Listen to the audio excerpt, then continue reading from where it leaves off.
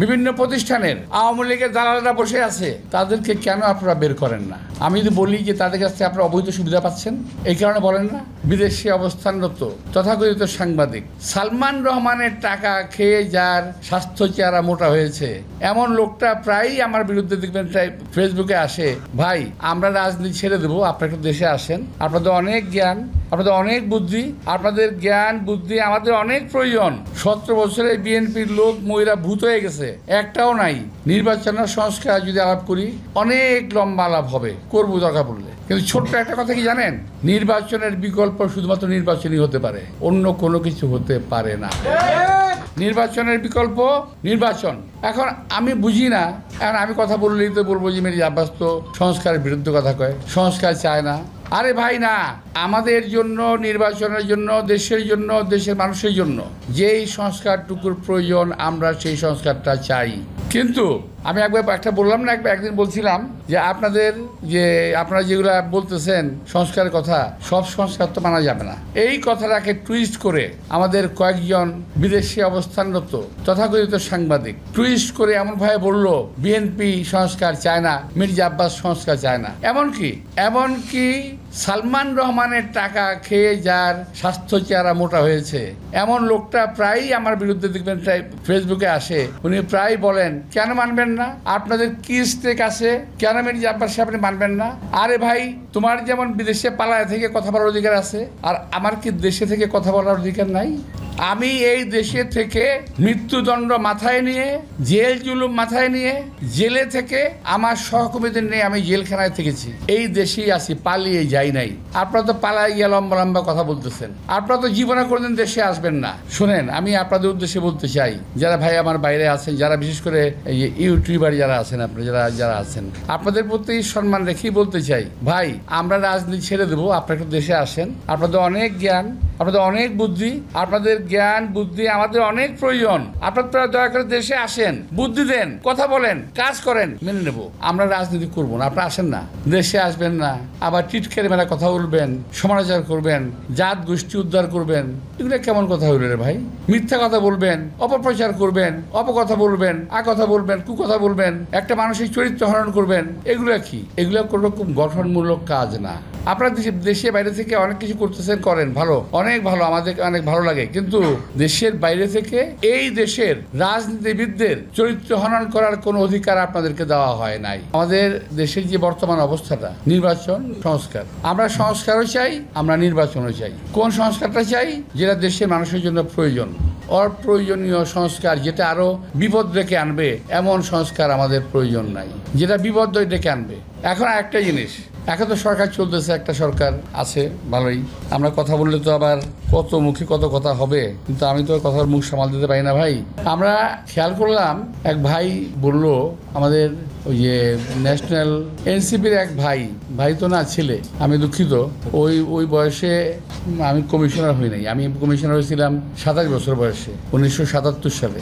Commissioner থেকে 5 বছর commissioner থেকে অভিজ্ঞতা অর্জন করে তারপর রাজনীতিতে জিয়া রহমান সাহেবের সঙ্গে রাজনীতি করা শুরু করি, আজকে এই পর্যন্ত আসছি। তো এখন আমাদের এই সন্তান তুল্য এই ছেলেদেরকে কি বলে অ্যাড্রেস করব আমি ঠিক বুঝতে পারি না। এদেরকে আমি চিনি, সবাইকে আমি চিনি, ভালো ছেলে। ওনাদের একজন বলে ফেললেন এখন নির্বাচন করা সম্ভব না, কারণ প্রশাসনের সব জায়গায় বিএনপির লোক বসা আছে। আরে ভাই, 17 বছর আওয়ামী লীগ দেশ শাসন করলো, আপনি বিএনপির লোক কই পাইলেন? আমি তো বুঝলাম না। 17 বছরে বিএনপির লোক মহিলা ভূত হয়ে গেছে, একটাও নাই। এখন আপনারা বলেন বিএনপির লোক প্রশাসনে বসে রয়েছে। এই সমস্ত কথাবার্তাগুলা নেহায়েতি বাচ্চাদের কথা মতো বলতেছে। বাচ্চারা যেমন কথা বলে, আমি খাবো না, কেন খাবো না? খাবো না। তো আমি নির্বাচনে যাব না, কেন যাব না? যাব না, বিএনপি বসে রয়েছে এখানে। আর ভাই, বিএনপি কোথাও নাই।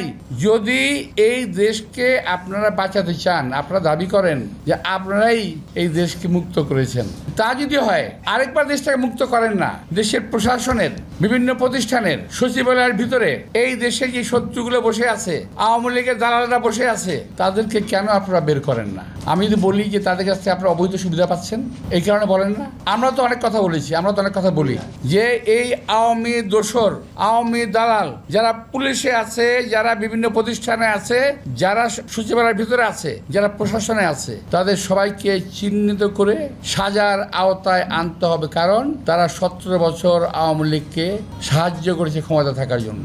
এরা কেউ বিচারের বাইরে যেতে পারবে না। আর একটা কথা, ইদানিং একটা গ্রুপ চালু করছে, খুব চালু। আমি যারা নাকি ফেসবুক আপনারা দেখেন এবং কাজ করেন তাদেরকে বলছি যে এখানে প্রতিবাদ করবেন। তারা বলার চেষ্টা করছে কি জানেন? বিএনপি আওয়ামী লীগকে পুনর্বাসিত করার চেষ্টা করতেছে। আরে ভাই কি কমু, আমার আর ভালো লাগে না এখন এটা কইতে। আরে ভাই 17টা বছর এদের যন্ত্রণায় পাগল হয়ে গেছি, পরিবার পরিজন সহ অশান্তিতে ভুগেছি, অসুস্থ হয়ে পড়েছি, অকালে বৃদ্ধ হয়ে গেছি, অনেক পরিবার ধ্বংস হয়ে গেছে বিএনপির এই আওয়ামী লীগের অত্যাচারে। বরং আমি বলতে চাই, আওয়ামী লীগকে যারা দেশে পুনর্বাসিত করার চেষ্টা করবে তাদের বিরুদ্ধে আমাদের সংগ্রাম অব্যাহত থাকবে। এই দেশে আওয়ামী লীগের অবস্থান থাকতে পারে না এবং আওয়ামী লীগের হাসিনা সহ আওয়ামী লীগের সমস্ত নেতা কর্মী প্রশাসনের ব্যক্তিবর্গ তাদের সকলের বিচার হতে হবে। এখন কথা হলো, আমার অনেক ভাই বলেন, আমাদের অনেক সন্তানরা বলেন যে আগে বিচার করতে হবে পরে নির্বাচন হবে। কেন ভাই? আপনারা তো আমাদের চেয়ে বেশি অত্যাচারিত না? যদি বলেন 5ই আগস্টের কথা যদি বলেন, আরে ভাই 5ই আগস্টে, এখন তো বলতে গেলে তো আবার ভালো লাগবে না, আচ্ছা বলতে চাই না, 5ই আগস্টের আগে 4 আগস্ট 5ই আগস্ট আমাদের মনে আছে না? আমি তো নিজে রাজপথে ছিলাম ভাই, আমি নিজে কাকরাইলের মোড়ে ছিলাম, টিয়ার সেলের মুখে ছিলাম, তো হেলিকপ্টার উপর দিয়ে ঘুরতেছে ছিলাম, তো ওখানে আমি নিজে ছিলাম। তো এখন আমাদের 462 জন ছেলে মারা গেল, 30,000-এর মতো আহত হলো, আমাদের কোনো অবদান নাই।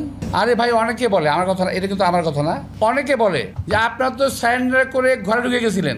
যদি প্রাইভেট বিশ্ববিদ্যালয়ের ছেলেরা না বেরোতো, যদি ইসলামী ছাত্র শিবির কিংবা বিএনপি না বেরোতো, যদি ছাত্রদল না বেরোতো, তাহলে কি অবস্থা দাঁড়াতো? সুতরাং কৃতিত্বের দাবিদার একা হওয়ার চেষ্টা করেন না, ক্ষতি হবে দলের এবং দেশের। কিভাবে দেশের ক্ষতি হবে?